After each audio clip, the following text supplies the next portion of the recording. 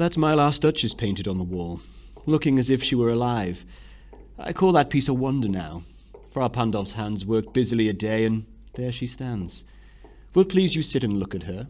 I said Frau Pandolf by design, for never read strangers like you that pictured countenance, the depth and passion of its earnest glance. But to myself they turned, since nuns put by the curtain I have drawn for you but I, and seemed as if they would ask me, if they durst, how such a glance came there.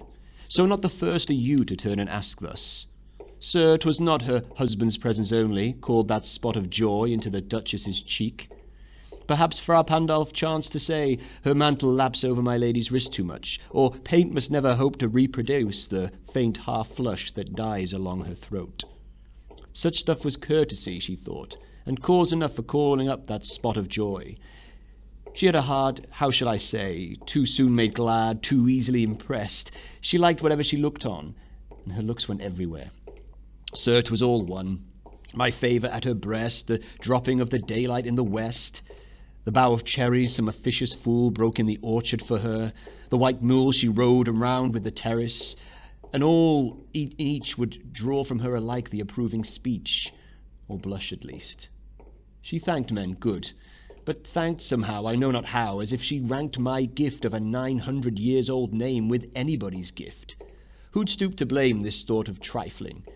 Even had you skill in speech, which I have not, to make your will quite clear to such an one, and say, just this or that in you disgusts me, here you miss or there exceed the mark. And if she let herself be lessoned so, or nor plainly set her wits to yours forsooth, and made excuse, even then there would be some stooping. And I choose never to stoop. Oh, sir, she smiled, no doubt, whenever I passed her, but who passed without much the same smile? This grew, I gave commands, then all smiles stopped together. There she stands, as if alive. Will please you rise, we'll meet the company below then.